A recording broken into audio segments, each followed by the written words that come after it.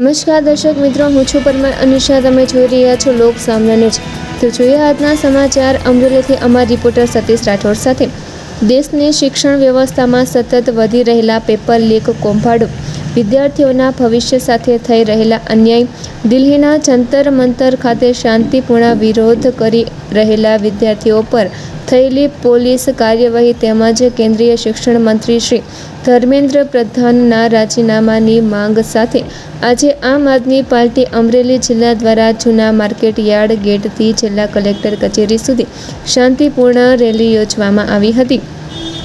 રેલીમાં મોટી સંખ્યામાં વિદ્યાર્થીઓ, યુવાનો, સામાજિક કાર્યકરો અને આમ આદમી પાર્ટીના હોદ્દેદારો તથા કાર્યકરો જોડાયા હતા.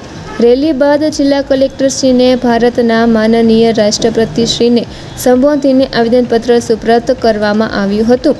આ પ્રસંગે આમ આદમી પાર્ટીના આગેવાનોએ જણાવ્યું હતું કે દેશના લાખો વિદ્યાર્થીઓ વર્ષો સુધી મહેનત કરીને સ્પર્ધાત્મક પરીક્ષાઓની તૈયારી કરે છે, પરંતુ વારંવાર થતા પેપર લીક અને પરીક્ષા ગેરરીતિઓના કારણે તેમનું ભવિષ્ય જોખમમાં મુકાઈ રહ્યું છે. વિદ્યાર્થીઓ પોતાના હક માટે શાંતિપૂર્ણ રીતે અવાજ ઉઠાવે ત્યારે તેમની સામે પોલીસ બળનો ઉપયોગ થવો લોકશાહી મૂલ્યોને અનુકૂળ નથી.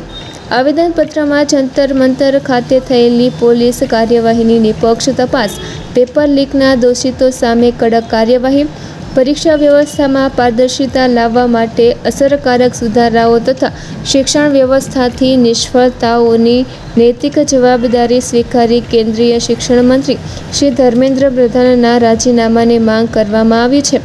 આમ આદમી પાર્ટી અમરેલી જિલ્લાએ સ્પષ્ટ જણાવ્યું કે દેશના વિદ્યાર્થીઓના ભવિષ્ય સાથે કોઈ પણ પ્રકારનું સમાધાન સ્વીકાર્ય નથી અને જ્યાં સુધી વિદ્યાર્થીઓને ન્યાય નહીં મળે ત્યાં સુધી લોકશાહી અને બંધારણીય માધ્યમોથી સંઘર્ષ ચાલુ રહેશે. તો ફરી મળીશું એક નવા સમાચાર સાથે. ત્યાં સુધી જોતા રહો લોક સામના ન્યૂઝ.